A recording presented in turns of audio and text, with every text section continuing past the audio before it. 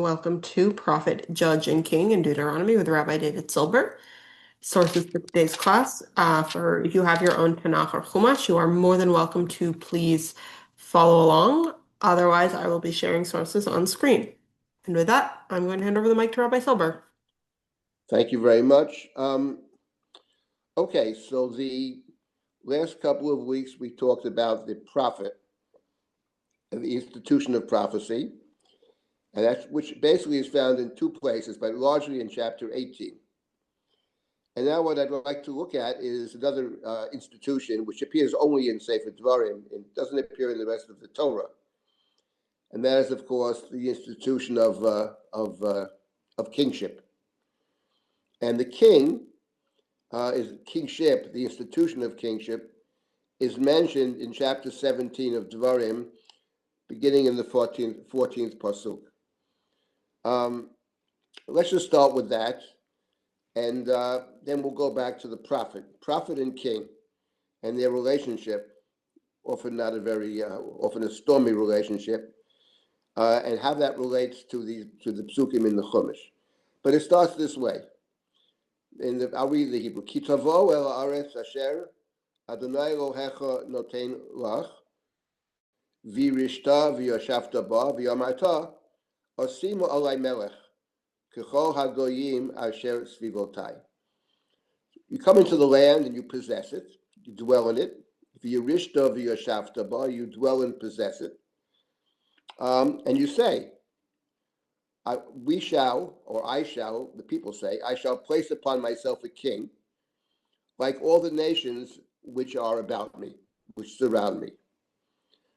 So the first question is, of course, and this the commentaries deal with, what is that kind of request? There's something about the request that is very problematic in general, and I would say even more problematic in this book, in Sefer Dvarim.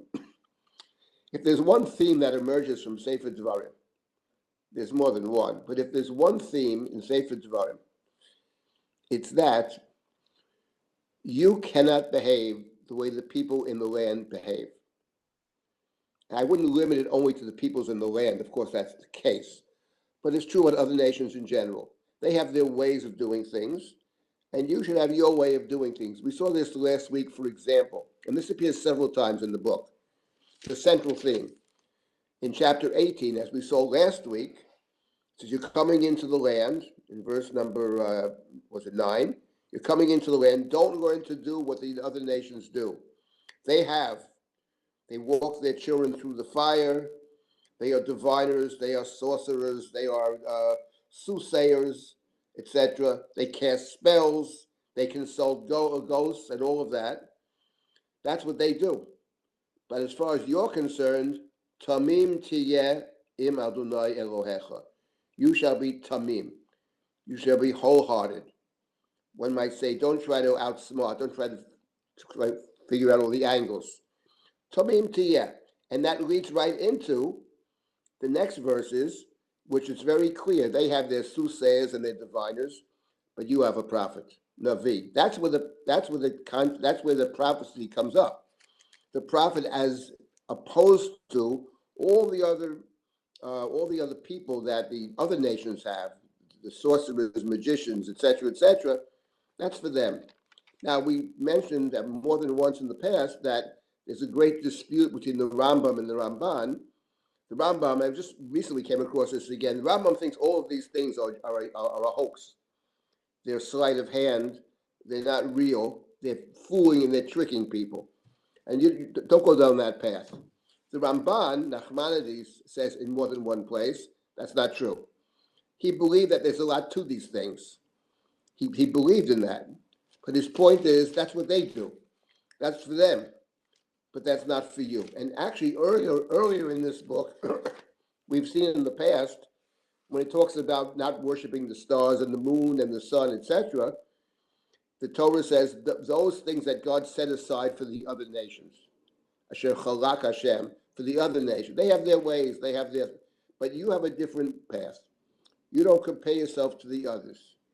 You don't say we're better than the others. We're doing something, but the others are worse. That's irrelevant. because you have to do what's right. So now we come to our verse. When you come into the land and you inhabit it and you say, we want a king like all the other nations. So the question, of course, is, and the commentaries deal with this, first of all, the very request for a king, is that a good thing or a bad thing? That's one question. And second of all, one could say that even if the request for a king is not bad, but the way the Torah frames the request, namely, we want a king because the other nations have kings, that is problematic.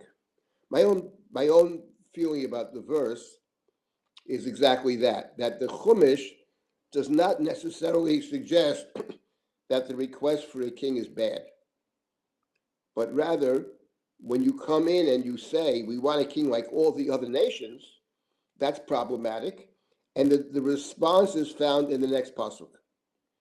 The next pasuk is Som Tosim Alecha Melech. Som Tosim, there's a double language of Som Tosim, which is usually for emphasis. I would say you may surely place yourself upon yourself a king. The commentaries, the classical commentaries, are divided whether choosing a king is actually a mitzvah. Some count it as one of the 613 commandments. You should appoint the king. You must appoint the king, whatever. Some say it's not a mitzvah, but in either event, I would say you may surely do it. Maybe you should surely do it. Som tosim alecha melech. But now we come to the next part of the verse. And the next part of the verse is, Asher yivchar Hashem Elohecha bo. One that God chooses. I'll come back to this. Mikerev achecha tosim alecha melech. Choose a king from amongst your brethren. Lo tuchal latet alecha ish nachri asher lo achichahu. You are not permitted to place on yourself a foreigner, one who is not your brother. So the question is how to read this verse. I will tell you what I think it means. And there's a lot of commentary on this, but in my opinion, what the pasuk is saying is, you may surely place upon yourself a king. Must you do it? I'm not getting into that, but it's not a bad thing. You should surely Som Tosim Alecha Melech. But the Chumash says, but not Kachol HaGoyim. The choosing of a king has to be a certain kind of person. And here the Torah says two things. What it seems to say is one that God chooses, and then it says it must be from your brethren, not a foreigner. You're not allowed to place a foreigner over you. Now, of course, the verse itself is highly problematic, as the Ramban notes, and if you read it, you can see straight out there's a problem in the verse. Because if it means you should choose the king that God has chosen, that God will make the choice, what in the world could it mean by saying you may not appoint a foreigner? What do you mean? You just said God's got to make the choice.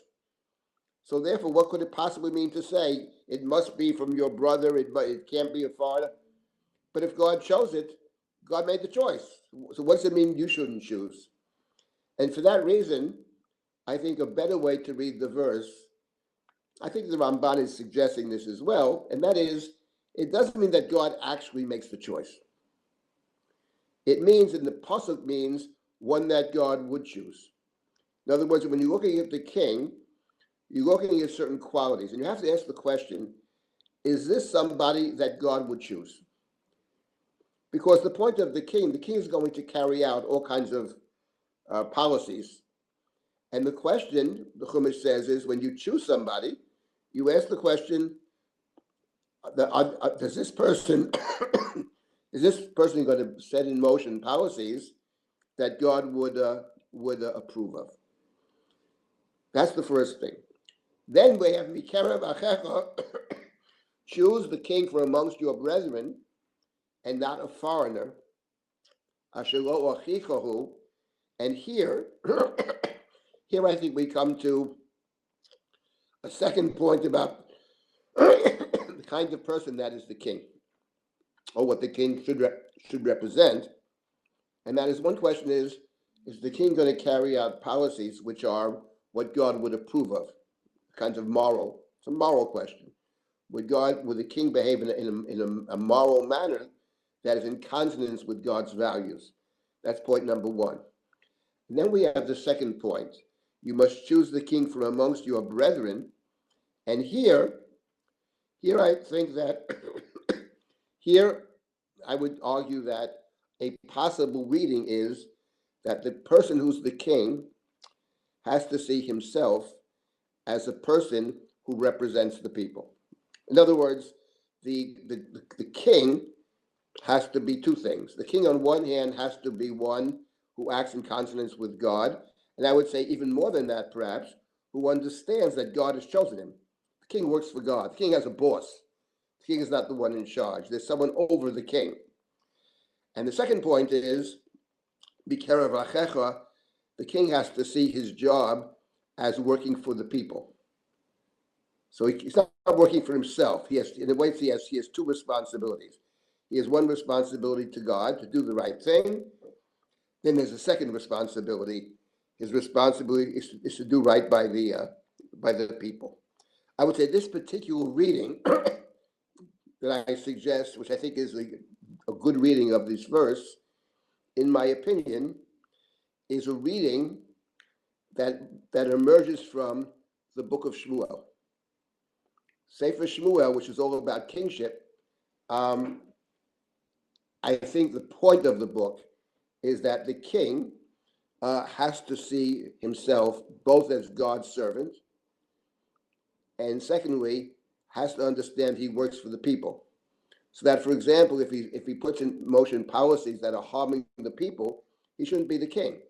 If he puts in motion policies that are adverse to God's moral teachings, he shouldn't be the king. And that's something that emerges from the book of Shmuel. And maybe we will have an opportunity at least to address this in the context of the book of Shmuel. Of course, I'm sure you know that I wrote a comment, in a sense, a commentary on Sefer Shmuel called the Malchut Adam, Human Kingship, which is in the process of being translated. In fact, it should have been translated already. I'm expecting that it will be done very, very soon. Thanks again to Tova Buell for sponsoring it, and looking forward to the English translation. But that is something I think that emerges from the book. So to repeat what I'm suggesting in reading the verses, when you come into the land and you say, we want a king like the other nations, the Chumash says, you have a king. You may have a king, but not like the other nations. One that God would choose and one that works for the people. Now, let me now address the question about kingship in general. Is it a positive or is it a negative? And in this particular reading of it, it's actually a positive. But what is the positive? What is the idea of kingship as something positive? We know the possible pitfalls of kingship, that's for sure. We know that the prophet Samuel was dead set against kingship. That we know for sure. Anybody who's ever read Shmuel knows that Shmuel himself is absolutely opposed to kingship. I even argue in the book that he tries to undermine kingship, but leaving that out. But there is a positive side to kingship, and I want to make this point because we're studying the book of Devarim. Book of Devarim, as we all know, we read the book. It feels completely different than the other books, of course, but it is part of the 5 books. Our Chumash, which means 5, we have 5 books, and the 5th book, as different as it is from the others, is still part of the Torah. And if you think about the Torah, the movement in the Torah, the story of the Jewish people, when you get out of the book of Breshit, which is about the construction of the family, etc., when you get to the story of the nation, which begins in the 2nd book, the book of Shemot, the book of Exodus, the story is that we are slaves. As slaves, we can't make any of our own choices. We're stuck because we have to have the power to choose, to make the right choices. And the story of the book of Exodus is about God's intervention.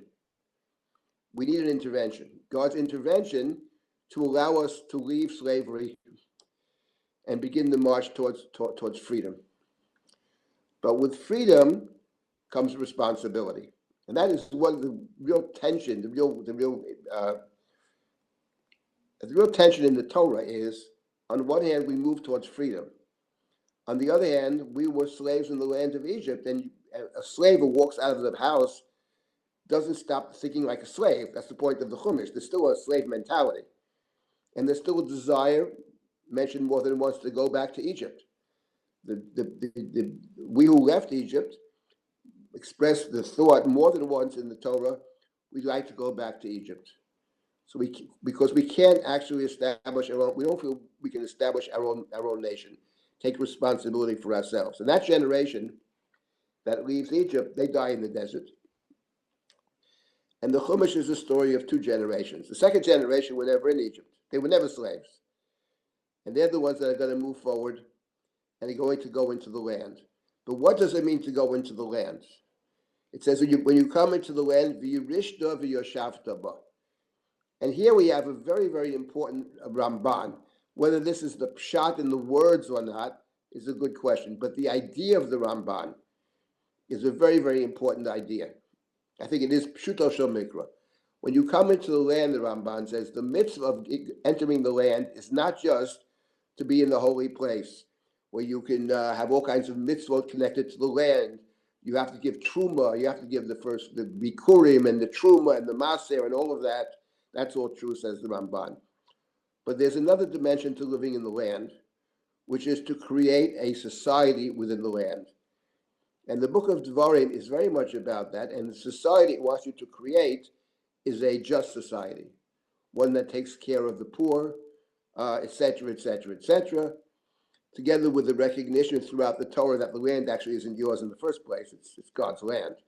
You're allowed to live there if you live in accord with God's thinking and God's teaching.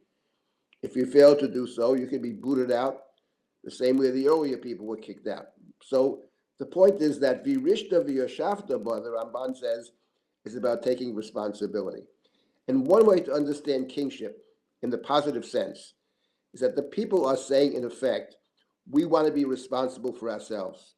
When we were in the desert, God rained the food down upon us, the man. Every day we ate, we had food by God. God protected us, etc., etc. We lived in miracles. When you come into the land, you live what's called a normal existence. The God of the book of Devarim is up in heaven. You visit 3 times a year to God's place. Not that God is inside the temple in Sefer Devarim and elsewhere. God is not inside the Mishkan, inside the Mikdash. God is, but it's a place of connection. So when you come into the land, v'yirishta v'yoshavta, not just to possess it, to live there, to build it up, and then take responsibility for yourselves. And one way to understand kingship is the people are saying, we want to self-govern. We want a king, one of the people, one of us, who's going to take responsibility. And together with that, the one that we chose, we join up with the authorities, and we are going to establish a just state, a just state. And in order to do that, the book of Devarim says you need different kinds of leaders. Here you have a king in chapter 17. Last week we saw in chapter 18 you have a prophet. In the continuation of our text, the beginning of chapter 18, we'll get to it. You have a statement about the Kohanim and the Leviim. You have the priests and their assistants, the Levi and the Kohen. We'll get to that. And just before that, in the few verses before the king, you have the Sanhedrin, the high court, beginning in verse number 8. I think we started with that last week. If a matter be too difficult for you, you should go up to the place that God has chosen, and there's a court run by the Kohanim, Leviim, and the Shofet, the judge, and they're going to look at the case, and they're going to make a decision, and the people will abide by the decision of the high court. Al pi haTorah asher yorucha, based on the Torah that they are teaching. Earlier in the Torah, God taught us Torah. God is Mount Sinai. God speaks to us. God teaches us Torah. When you come into the land, God isn't speaking anymore. God is not, at least not directly speaking.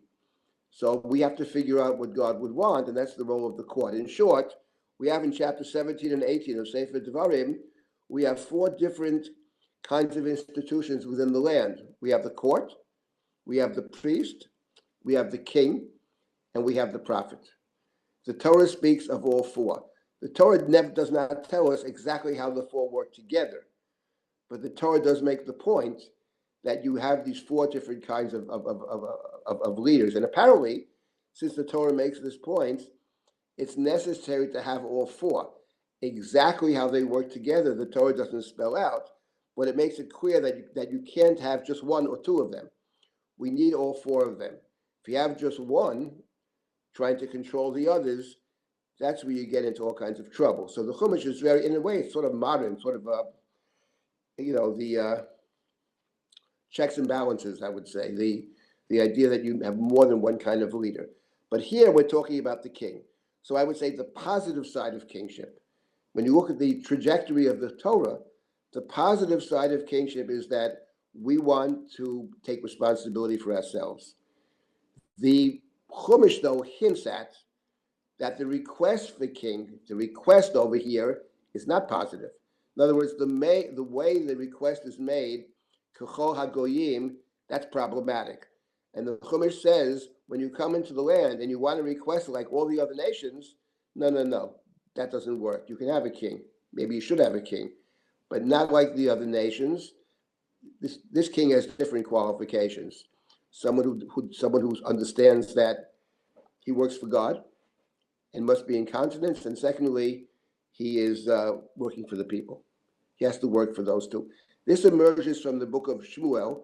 The book of Shmuel is about kingship. That's what the book is actually about. It's one basic idea of the book. It's about kingship, and it looks at kingship from different perspectives.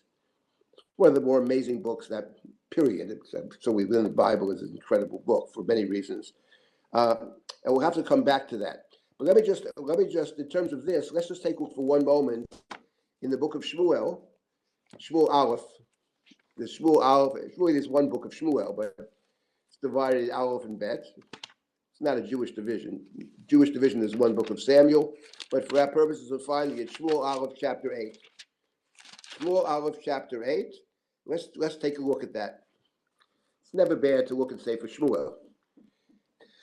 Chapter 8, verse number 1. Vayhi kasher zokein Shmuel. Vayasem et banav shoftim liYisrael. Vayishem b'no ha'bechor Yoel. V'shem mishneo Aviyah. Shoftim b'Beersheva. V'lo halchu banav b'drachav. Vayatu acharei ha'betza. Vayichu shochad. Vayatu mishpat. Samuel is old. Samuel is the prophet. Samuel is running the country at this point. The priesthood has been demolished as a political institution. That's how the book of Samuel begins. And Samuel is running the country. In fact, Samuel's running of the country in the book of Samuel, it's called the book of Samuel, is only one chapter, not even a whole chapter, it's chapter 7. In chapter 8, he's already old. He's old. But he appoints his sons as judges. And the book of Shmuel says they are totally corrupt. They take bribes, they pervert and subvert justice. But that's how chapter 8 begins. And now it continues. Vayitkabtzu kol zignei Yisrael. Vayavo el Shmuel harabata. The elders of Israel gather and come to Shmuel in Ramah. It's where Shmuel lives, a place called Ramah. Vayemru elav. Hine ato zakanta.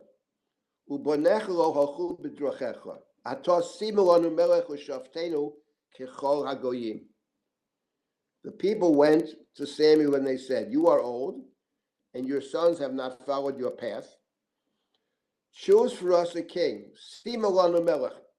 Place upon us a king to judge us like all the nations." Here we have exactly the language of the Chumash. When you come into the land and you say, "We want a king like all the nations," that's exactly what they do say. That's exactly what they do say. Clearly, there's a deep connection between the book of Devarim on one hand and the book of Shmuel over here on the other. That there's no question. So they say exactly this point.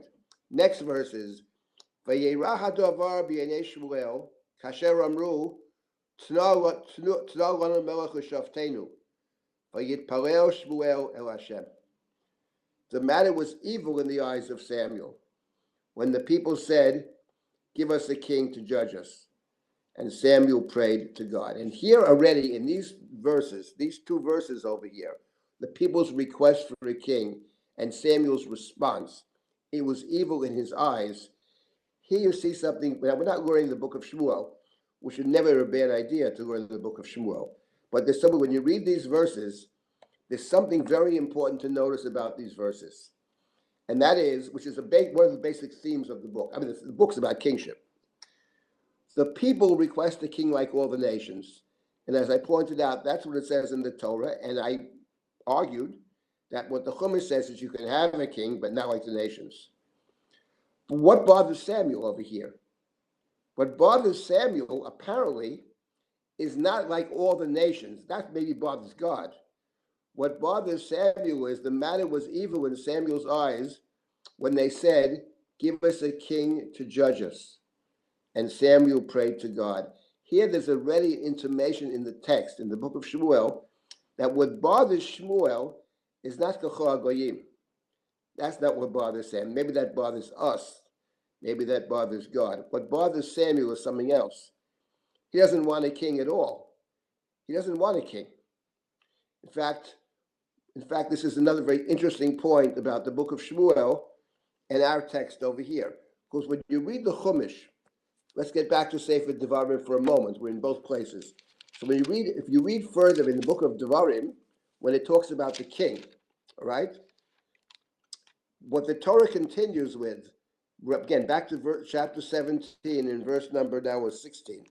Rak lo yarbelo susim, v'lo yashiv et ha'am Mitzrayim o leman harbot sus, v'Hashem amar lochem lo tosifun l'shuv b'derech hazeh od, v'lo yarbelo nashim, v'lo yasu levavo, v'kesef v'zahav lo yarbelo ma'od. So in these two verses, what does it say?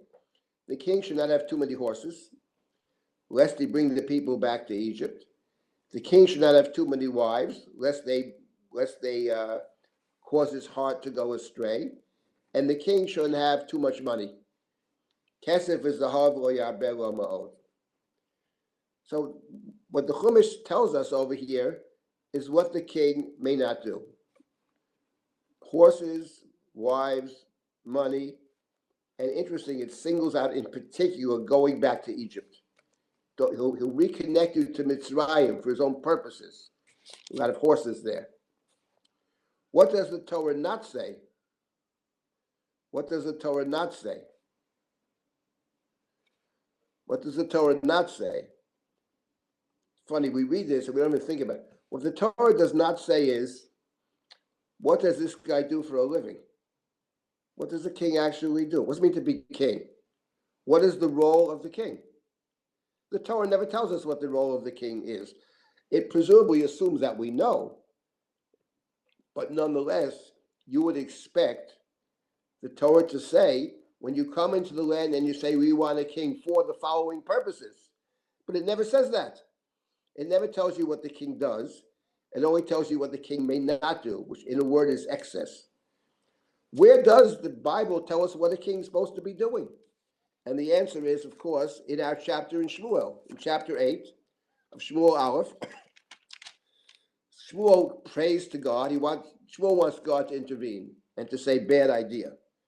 But God does not intervene, actually. God does not intervene. God says the opposite. Vayomer Hashem o Shmuel, Shema b'kol ha'am. Listen to the people. Listen to the people. Accept what the people say. Do what they say. They haven't rejected you, says God. They rejected me. They've rejected me. The request is a rejection of me. It's not a rejection of you. Right? And they've been doing this for a while, says God. Now you know how I feel. Again, in verse number 9, obey them. But warn them about what happens when you get a king. Warn them. So Shmuel warns them. We'll get to that. He warns them what a king is going to do.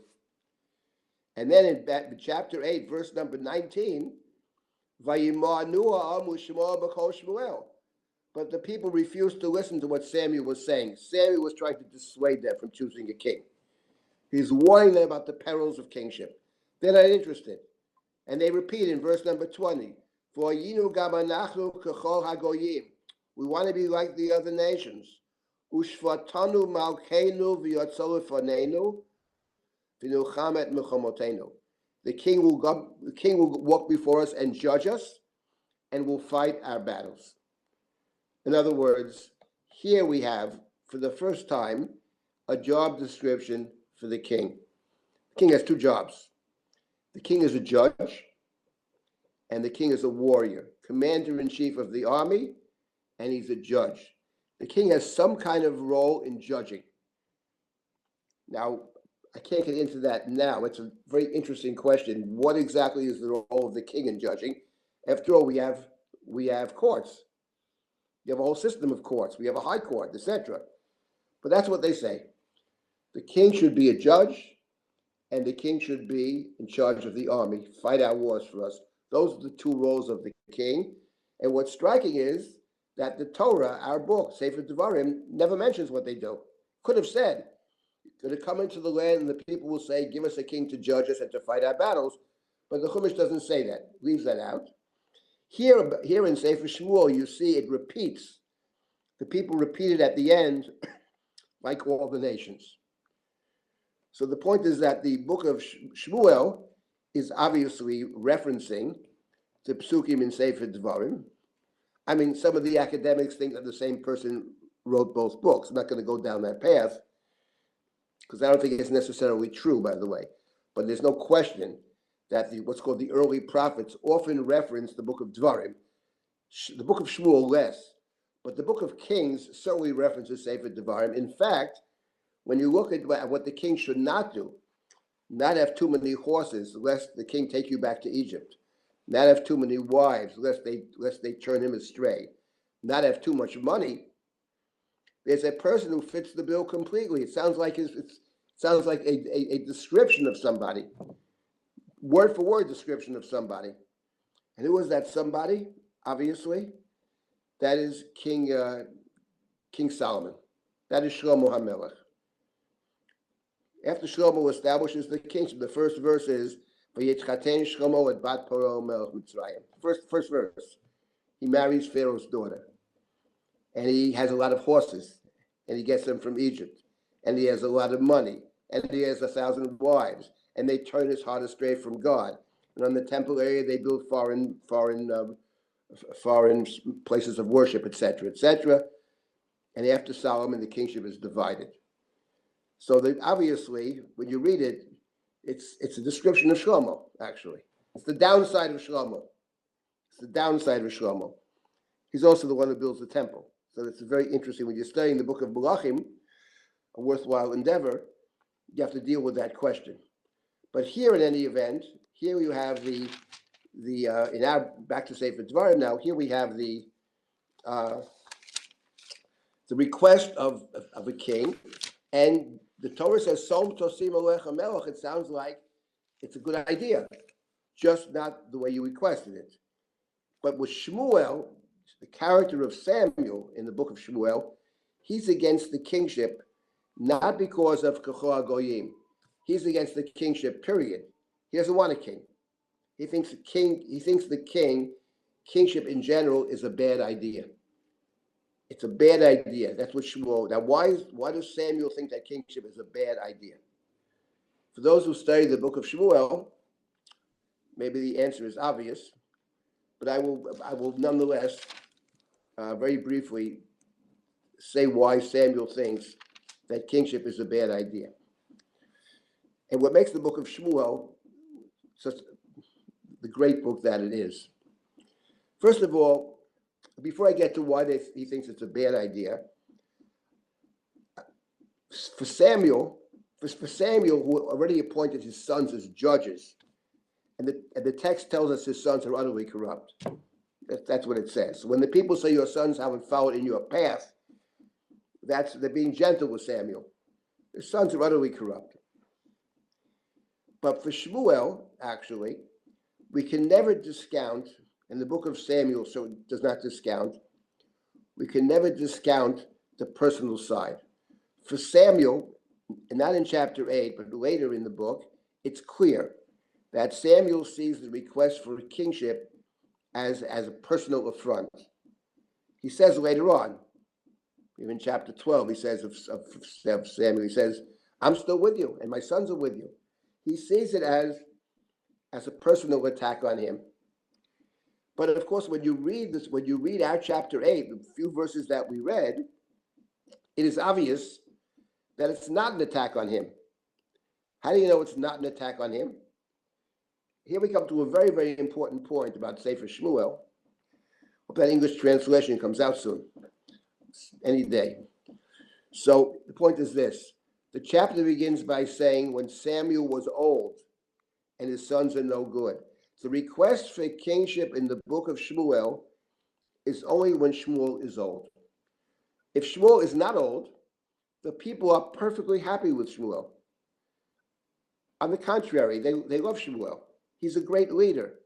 And not only that, they don't go to Shmuel and say, Sam, time to retire, we're getting somebody else. That's not what they say. They say, Shmuel, you choose for us a king. They go to Shmuel to choose the king. They want him to make the choice. Place over us a king. Your sons are not good. We need somebody else, and we'd like you to do it. So the point is, the request to replace Shmuel with kingship is only done when he's old. It's not when he's a youngster. They're happy with him as long as he can function, but they feel he can't function much longer, and they need to go in a different direction. Now, Shmuel is opposed to kingship for two reasons. Apart from the personal side, which should never be forgotten, he's opposed for two reasons. One reason is found in the very chapter we're looking at, chapter 8, and then there's a second reason, which appears later in chapter 12. We're not studying the book of Shmuel, but we are looking at kingship, and we have to look at this just to mention what it is. The first reason Shmuel gives that he's opposed to kingship is God said to Shmuel in chapter 8, warn the people about the king. Listen to what they say, Shema b'kolam, that phrase appears several times, obey them. They want a king, give them a king. God's not happy with the way it was requested. God sees it as a personal affront. It is. Like all the other nations. I took you out to be different. We like the other nations. And they've been doing this for a long time. That says God. It's not about you, Shmuel. Don't take it personal. It's about me. Bottom line is, you want a king, give him a king. Because as I said, kingship per se is not problematic. It's a dangerous institution. But it could work. So what does Shmuel say? Shmuel warns the people in chapter 8 about what the king will do. If we had to take Shmuel's speech, chapter 8, which begins in verse number 11 and goes down to verse number 18, if we had to summarize what it says in these few verses, I would summarize in one word. The word is take. You're going to appoint a king, right? And what he's going to do is he's going to take from you. He's going to take people for his chariots that run in front of him. He's going to choose people to be his officers. He's going to choose them to harvest the crops. He's going to take your money to buy all kinds of things. He'll take your daughters to be cooks. He'll take your fields away from you. He'll take your vineyards away. He'll take your stuff and give it to his own servants. He's going to give it to his helpers. He's going to take all of your property away for himself. And one day you're going to cry out to God because of this king, and God's not going to listen to you on that day because you were warned beforehand. In short, the king will take. In other words, you're going to choose a human king and give the king virtually unlimited power. And people with unlimited power are going to use that power for self-aggrandizement and to strengthen themselves at your expense. And that is the critique of Shmuel that is found in chapter 8. That's the critique. But there's another critique. Later in the book of Shmuel, there's a different critique. And that critique is after the first king of Israel was actually appointed, King Saul. King Saul is the first king of Israel, anointed by Samuel himself. Shmuel, in the book of Shmuel, is the one who anoints King Saul and anoints King David. He's the kingmaker in the book of Shmuel. The kingmaker in the book of Shmuel is the person most opposed to kingship. It's one of the interesting features of the book, which has 1,000 interesting features.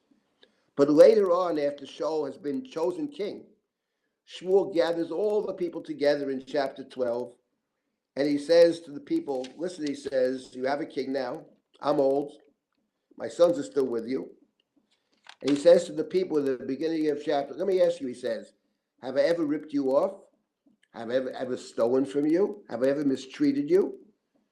And the people say to Samuel in chapter 12, no, you didn't do this. You see, he suspects. The anger part of it is, what are you replacing me for?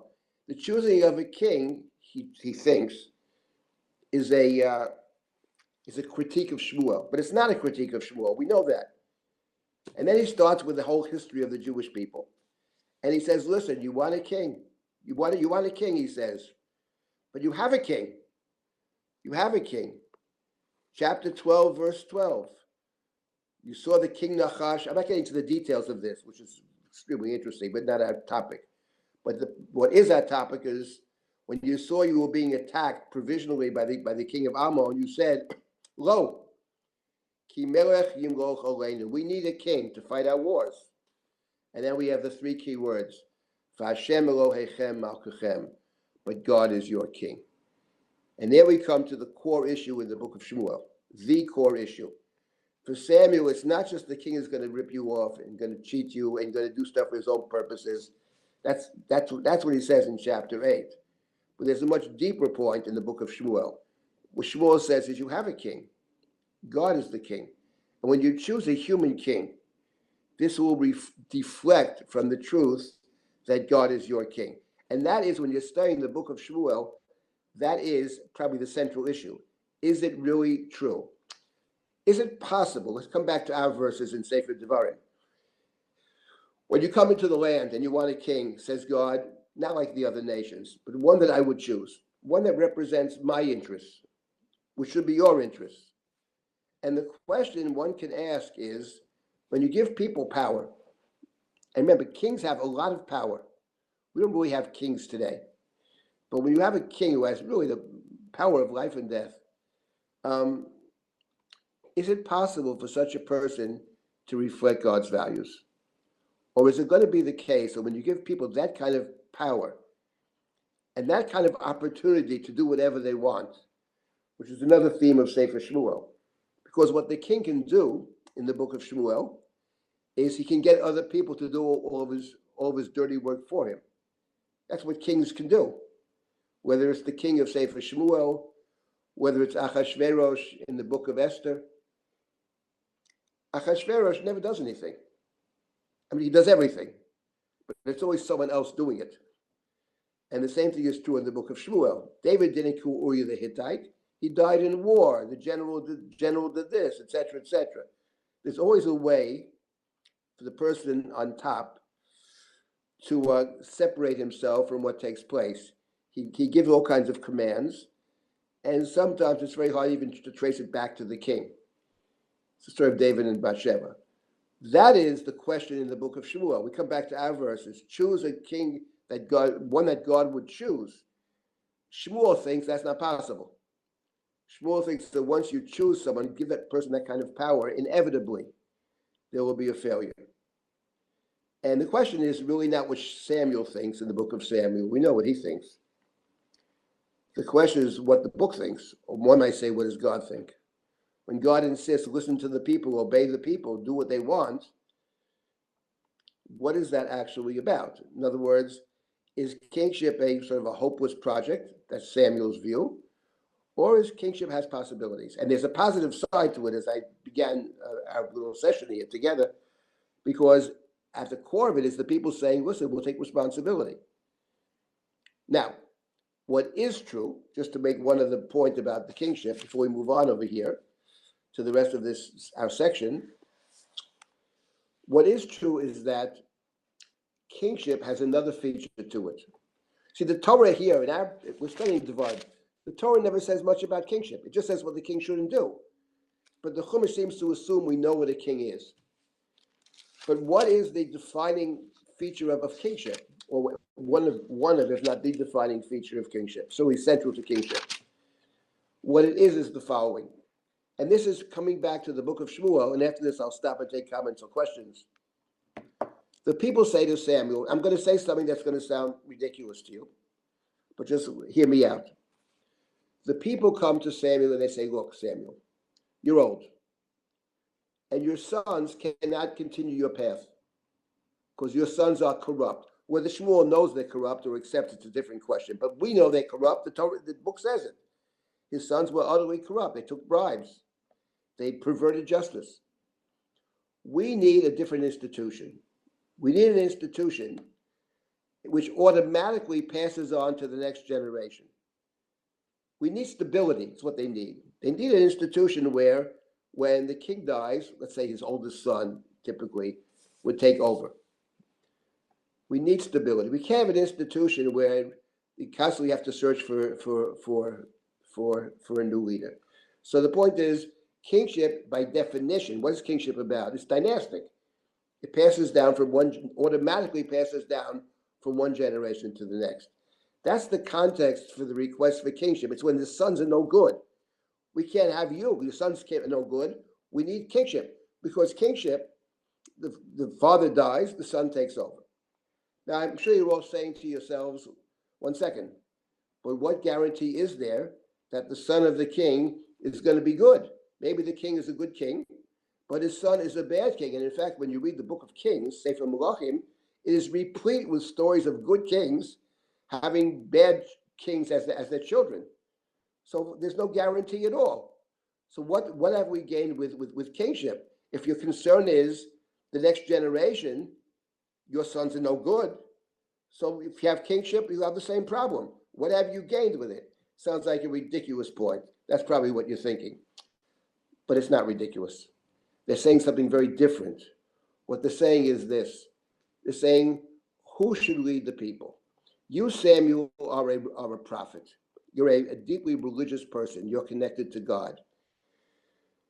If you go down the path where the leader of the Jewish people has to be a religious person, a deeply moral, spiritual person, then every single generation you need a new job search, because there's absolutely no guarantee ever that the son of a spiritual person will himself be a spiritual person.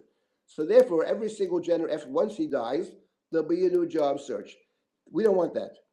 We want an institution which affords us stability. And when you have a king, you have the son is automatically the king. Now, he may be a good king or a bad king. Good person, bad person, but he's a king. But there's no such thing as a bad prophet. If you're a bad prophet, you're not a prophet. So what the people are saying is, listen, it's great to have you. We love you, but you're old. We have no problem with you. We need a different model of leadership, one that affords stability, and that's kingship. And the fact of the matter is that the king, as opposed to the prophet, over here in our Sefer Devarim, we have king. After the king in chapter 18, we have priest, and then we have prophet. And the difference between king and priest on one hand and prophet on the other is that priesthood and kingship are automatically passing down from generation to generation. And what actually is central to the king and the priest is their clothing. The idea of the priestly garments. And of course, anybody who reads the book of Shmuel understands that the coat, the symbol of kingship is the coat, Saul's torn coat, right? The point is, it's the external, because when it comes to kingship and priest, they have a job to fill. It's not about the person. It's about a role that they play. When it comes to the prophet has no special garments. There are no garments for the prophet, because it's not about the externals. It's about who the person actually is. So the point is that what lies in the book of Shmuel, what's lying at the core of it, and probably Shmuel's anger, is you want a different kind of leadership. And Samuel says, but God is the real king. Spirituality is what's important, not stability. But part of the argument in the book is we can't have a country which runs without some kind of stability. We need to have a system which affords us stability. So in the book of Shmuel, that is one of the factors in the book, actually. Now, before we move on here, without getting back to our section over here, picking up with verse number 16. But let me stop here for a moment and take any comments or questions that you may have with anything that we've said so far. Just a small question in chat from Stacy. She just wants to know, when will the commentary you mentioned on Sefer Shmuel be available? Oh, it come out? It was Yeah. supposed to come out in May, actually, but it's supposed to be out around now. I have to check and see. The truth of the matter is the publisher is in Israel, and given what's been going on there for the last few months, I was there myself for over 2 months. I don't know where we stand. I'm going to check that out. I'm as anxious as anybody else to get it out there. So I should have more information next week as to exactly a date on this. I've been told different things, but I was told it would be out already. Hopefully very soon. Any other questions about what we looked at in terms of the? Yes, Russell, go ahead. The pasuk about the kingship, it seems like 3 qualifications. One, he should be your brother. He should feel himself to be brother, and then the next 2 qualifications seem to be very similar to each other. What else is being added there? In terms of what? You can't place a foreigner over you, you mean? Or yes. So that's right. It's already contained in the first qualification. Right, it's a good question. I don't know what that adds, actually. It's solely to emphasize. There's an emphasis. It's got to be, see, my understanding of it, which is colored by the book of Shmuel, is, maybe we'll talk about this next week as well. The book of Shmuel understands this is not just as a kind of formal requirement. It's got to be a brother, it can't be a foreigner. The book of Shmuel understands it more than that. It's got to be somebody who sees himself as working for the people. Yes. Now, this may seem obvious to everybody here, that a leader should be thinking about the people. But as we all know, very often that is not the case. People get intoxicated with power. People lose sight of what their job is, why they were chosen in the first place. And furthermore, when you do what's best for the people, sometimes that has to be done at your own expense. So people in power, what happens is, what often happens in the Tanakh and beyond, is that their goal is to stay in power. That becomes a goal. And the point is, that can't be the goal. The goal's got to be to do right by the people. It's a job. It's a service. You're providing a service here.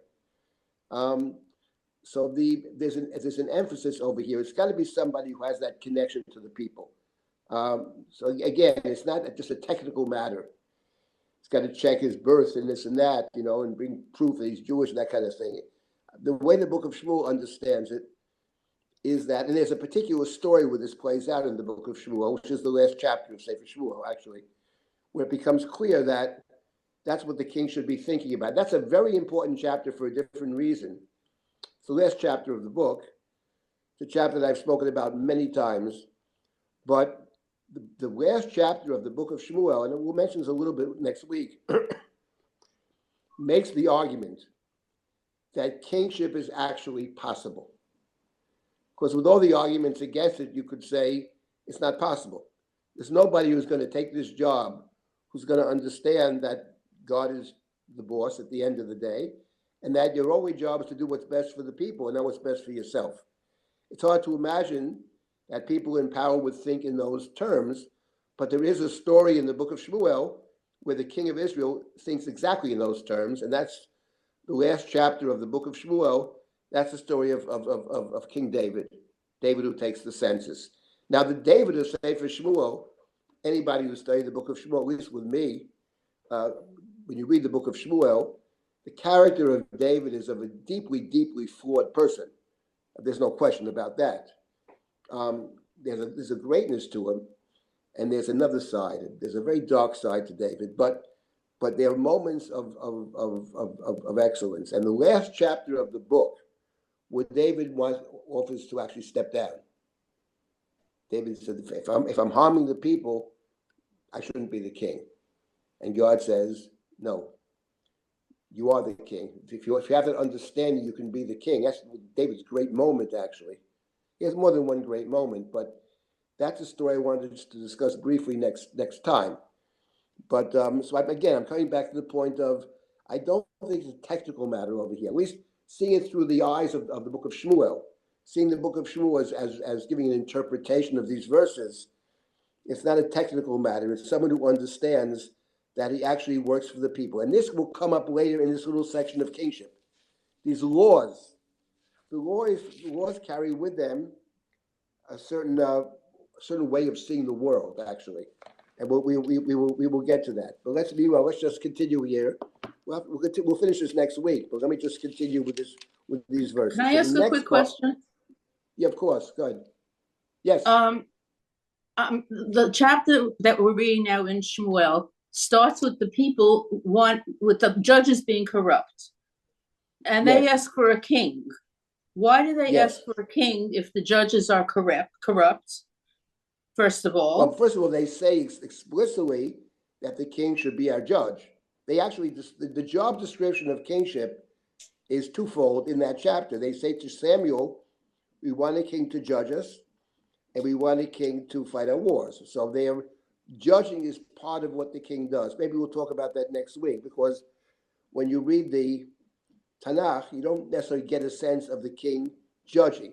There are very few cases where the king actually judges. Maybe next week we'll talk about that. So is a shofet separate from a king? A shofet is separate? Because you were saying there were four things. Right, yeah. There certainly is a court. In Sefer Devarim, there's a high court. It's a matter of Shoftim v'Shotrim is how the parsha is called Parshat Shoftim. And the Shoftim of the Chumash, the Shoftim of the book of Shoftim are not necessarily judges. Of all the so-called Shoftim, there's only one who's actually a judge, and that is Devorah. Devorah is actually a judge. She sits in judgment. Shimshon is hardly a judge. Gideon's not a judge. It means they're leaders or chieftains or leaders. But in the Chumash, Shoftim v'Shotrim titein b'chol shorecha v'shoftu et mishpat tzedek, they're judges. So the question is that you are raising explicitly or implicitly is, what role is there for the king to be a judge if you have judges? What does the king judge exactly? That's a very good question. Maybe I'll deal with that next week. And actually, the Talmud wrestles with that as well. But we will deal with that perhaps next week. But but the people. But my main point is that what drives the people in the book of Shmuel to ask for a king is the fact that Samuel's old. If Samuel would not be, they'd have no problem with Shmuel whatsoever, though he may think they do. They have a problem with his kids, who are in fact corrupt, whether Shmuel sees it or not, and I don't think he sees it actually. There's evidence he doesn't really buy it. But that's where they come. But the request that's made, my point is, the way they ask for a king, like all the other nations, which appears twice in chapter 8 of Shmuel, is exactly what the Chumash says over here. I mean, there's no question that this section of kingship is referenced both in the book of Shmuel and, of course, was King Solomon. King Solomon, it's if Shlomo has the Chumash open. How can I violate this? How can I violate this? How can I violate this? And above all, not just the wives and all that other stuff and the money and Egypt, but he marries Pharaoh's daughter.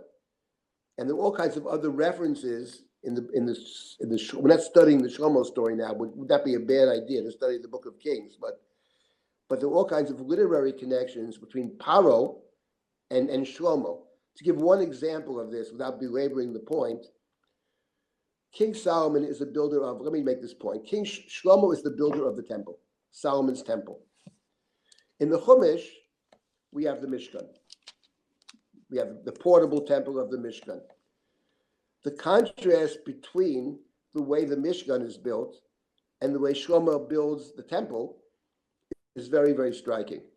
In the Chumash, when you open up the story of the Mishkan, and the Torah spends 10, 12 chapters on the Mishkan in Sefer Shemot, the emphasis in the Chumash is that the Mishkan is built primarily through voluntary contributions. Nidava. Nidava is the key. Nadiv Lev, Nidava. Nidava baboker. There are people building it. There are the men who participate. There are the women who participate. It's a collective effort. And outside of the half shekel, It's all voluntary gifts.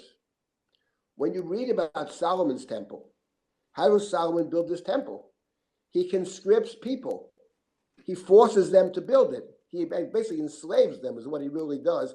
And the language that's used to describe the builders of Solomon's temple, very remarkably, has all kinds of parallels to the language used when Pharaoh has the Israelites in the beginning of Sefer Shemot build the store cities. Same language, Arei Miskenot. I mean, in other words, there is a devastating critique of Shlomo in the Book of Kings. There's no question about that. Apart from the foreign wives, apart from the building the altars on the Temple Mount, apart from the money, apart from the Mitzrayim, there's a devastating critique of him. Now, having said all that, I just want to make one other point, which is this. That's the Solomon of the Book of Kings, of Sefer Malachim. But we have another book, actually, part of our Bible, which is called the Book of Chronicles, Divrei Hayamim. And Divrei Hayamim, the focus in Divrei Hayamim, the heroes of the book, there are two great heroes in Divrei Hayamim. One is King David, and one is King Solomon. And when you read the accounts of David and Shlomo in Divrei Hayamim, you're talking about a different take. There's very little mention made in there of any negatives whatsoever. They're presented in a completely different way. And the Shlomo that comes down in that tradition as largely a positive force, that is much more connected to the Shlomo of Divrei Hayamim. By the way, within the Talmud, and I once gave a little course about this, there are devastating critiques of Shlomo within the Talmud. There's no question about that. Devastating. But so it's interesting when we study these different texts to think about how the same characters are represented differently depending which text you're actually looking at. But when you look at the Sefer Malachim, it's obvious that whoever wrote it has the Chumash open, and it's just every single line here, what the king should not be doing, lest his wives turn his heart away from God. It's exactly the language of Sefer Malachim, that he married these many women. They turned his heart away from God, and all the connections to Egypt, and the great wealth, which has a positive but also a very negative side, etc., etc., etc. So anyway, this is the point. Now let me just we have a few more minutes here. Can I ask a question? Let me just make, Rabbi Silber? yes. Yeah. It's Sandra. So let me see if I have a problem with this, because if in fact the people are actually saying to Samuel that the two reasons that they want the king, other than fighting the wars and judging, is that we want a new institution, as you implied. It absolutely is counterintuitive and actually nonsense, because what they're essentially doing is trading predictability, if they want a king. So we'll want the predictability for convenience. In other words, we want the convenience and the predictability of a kingship and inherited monarchy for the exact possibility of having a corrupt generation that follows a That's righteous right. generation. That is what they're In other saying. words, Why is that surprising? so they're basically they're actually, what are they? There's some expression in card playing, I think, where they're taking one set of cards and they're transferring it to the left hand to the right hand, but it's the same set of cards. No, what they're saying is we need an institution. What they're willing to trade in. Why? I don't know why this is surprising. They're willing to trade in a certain spirituality for stability. For them, stability is. I'll give you one story that I mentioned several times in the past. What struck me is when this was many years ago, when Assad was the head of Syria. There was all kinds of Syria always had eyes upon Lebanon. Syria sees Lebanon as part of Syria. Okay, fine. And basically, there were all kinds of intimations that Syria is going to take over Lebanon. I don't remember the specific year. It was quite a while ago. And that Sunday, in the midst of all this, when it was seen that Syria was going to take over Lebanon, which was once a very, very, very major banking country, the Lebanese, the banks, etc. And there was a huge, and I mean huge, ad in the Sunday New York Times, taken out by the Syrian government, with one main point. I don't know what this must have cost them a fortune. It was many, many pages on the Sunday Times ad. The point was very simple. When we come into Lebanon, your investments will be secure. That was the point of the ad, the many, many pages of it. And if they take out such an ad and pay who knows what for it, they know what they're doing. They know what speaks to Wall Street, what speaks to the business community. Business people want stability. They want to know what's going to happen next. They don't like when the future is unclear. So if they're taking out this enormous ad, what they're saying is, listen, whatever you may think, you're going to have stability. Your investments are going to be safe. And that is actually a lot of the world works that way. So the idea of saying we can't have this situation where every number of years we have a new job search for a leader, you can't run a country that way. There's got to be some kind of system in place which is sort of automatic, which basically like in the United States, at the end of 8 years, or 4 or 8 years, there's going to be a new term limits or whatever it is. There's going to be elections, and there's a system in place, and the system is supposed to assure that there will be stability. So you don't have to worry about all kinds of discontinuities within the country. So I don't find it surprising at all that they say this. They say, listen, we love you.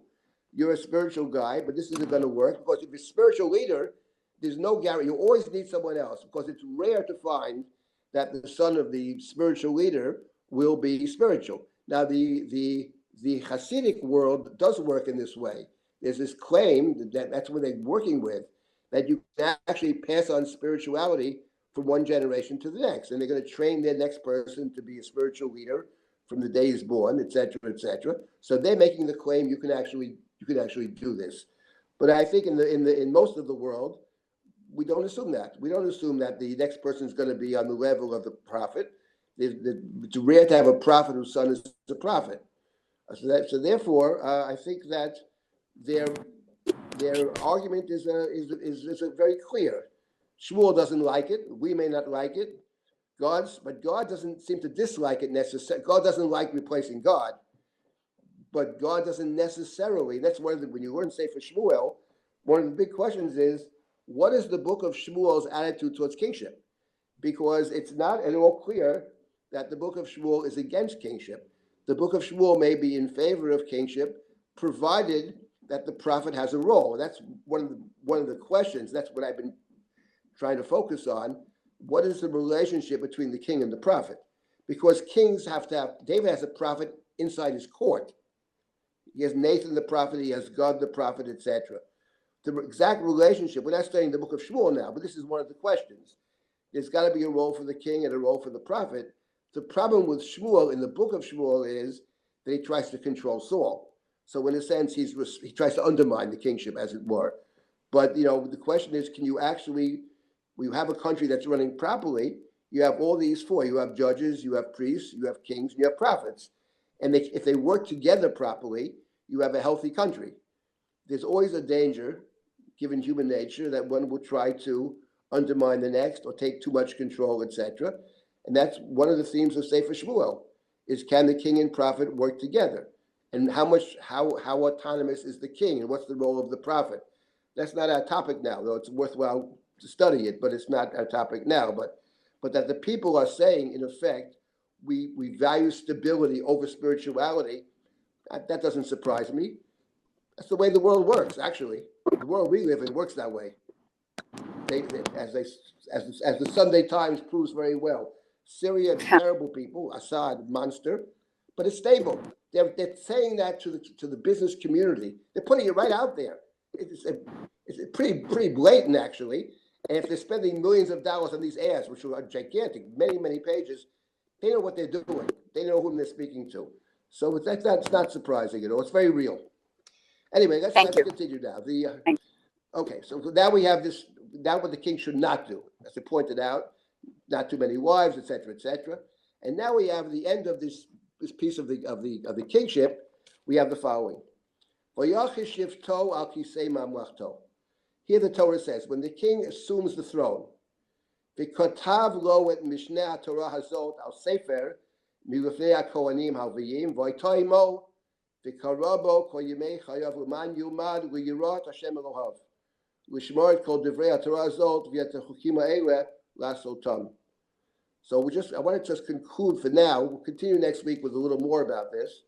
When he assumes the throne, the king has an obligation, first of all, to write Mishneh Torah. Now, what exactly that means, what is the king writing over here? It's this, and he carries the Sefer Torah around with him.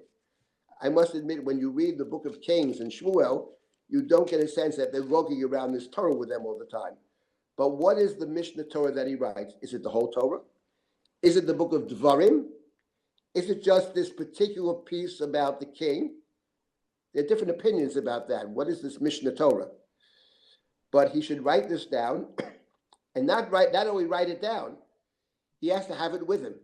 He should have it with him, and he should read it. For what purpose? L'man yumad v'yirat Hashem Elohav.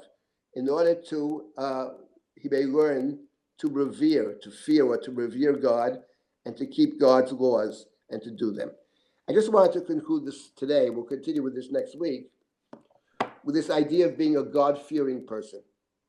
What does it mean? L'man yumad v'yirah et Hashem Elohav. So I think it has the idea of fear of God. We've already encountered that in Sefer Devarim, and we'll encounter it more times. It seems to be a basic theme of Sefer Devarim that one of the goals is that the people should be God-fearing. But only the king, in terms of the simple reading of the text, it's only the king who has the obligation to write a Sefer Torah and to read it. And the point is that he should fear God and perform the chukim, all these rules. He should know what the rules are and he should perform them. And here I think the point of the Chumash is, when it comes to the king, is what concerns the Chumash when it comes to kingship is that kings can make up their own rules. People in power, I mean, I'll say it, even it's obvious, that people in power are the ones who make up the rules for the most part. And those rules often tend to favor the people in power. It's a sad reality of human life. The idea of carrying around the Torah, the Mishneh Torah, if it's the book of Devarim, there are more rules and there are more mitzvot in Sefer Devarim than all the other books, many more. In other words, the idea that you have to live by a set of rules that are not of your making. These are God's rules, and the king has to understand that the king just doesn't make up the rules. The king has to follow God's rules. In this respect, I would just conclude by pointing out that the idea of being a God-fearing person, that is to say, to follow God's commands, whether we like it or not, that appears as a primary goal of a story we're all familiar with, one that has problematic pieces to it, but the story of the binding of Isaac, Akedat Yitzchak. Abraham is commanded to sacrifice his one remaining, his covenantal son. I'm not getting into the details, but he sets out to do it. Now, he also perhaps believes he's not sure he's going to have to do it. That's a whole other conversation. But he does set out to do it. At the last second, he stopped. And the angel calls down from heaven and says, "You've passed the test. Don't do it. I now know that you are a God-fearing person." And I think the simple reading of the Chumash, I'm not getting into Akedat Yitzchak now with all the issues and the problems, whatever, and all that's been said about it. But the plain reading of the Chumash is, you're willing to do what I told you to do. I don't want you to do it. But the fact that you were willing to do it means that's what it means to be God-fearing. Of course, you don't want to do it. Of course, and there are many reasons not to, but the idea that you are accountable to a higher authority, that's what it means in the story of the Akedah. In contrast to King Avimelech 2 chapters earlier, he makes up his own rules. He makes up his own laws. Abraham said, "I see that in this place there are no God-fearing people." You make up your own rules. But in the Chumash, with Abraham at the Akedah, you You follow my commands. Abraham knows he's not hallucinating. He knows what God said. And therefore, he's going to do what God told him to do. And that's what you have over here with the king. The concern of the Chumash, it's a real concern, not just the excess. That's one concern. But the other concern is you make up your own laws. And therefore, you have to have the Sefer. Now, what's interesting is a text that actually recalls this. A guy who makes up his own rules, who sends out his own Sfarim, okay? One of the people, of course, is Achashverosh. They're always sending out Sfarim over there, but the stuff he sends out, he has two kinds of things. Maybe kidnapping a lot of women and forcing them to come to his harem. That's one set of rules. Then murdering an entire people, that's another set of rules, another Sefer. And he never sends them out. The people around him send him out. You want to do it? Go ahead and do it, he says. At the end of the day, it's all for his supposed benefit. But the idea of the Sefer as the people send out what they think the king wants. But in the Chumash is actually concerned about kingship. There's no question. It doesn't even tell you what the king does. It tells you what the king should not do or could do. One is excess, and the other is making up his own laws. And the making up his own laws, the antidote to that is not just to write the Sefer Torah, but actually to read it. He actually has to read it. If he can't read it himself, they'll read it to him.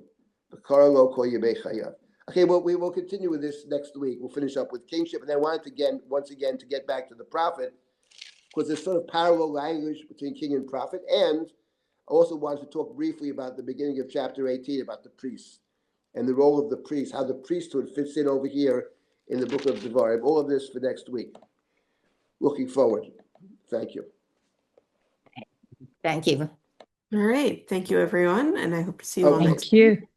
We do have a few classes finishing up Thank this you. week that I want to highlight, including with classes with Dr. Rachel Slutsky, with Rabbi Alex Ozar, with Rabbi Rabbanit Wolkenfeld, and you can check out all of our offerings at drisha.org/classes.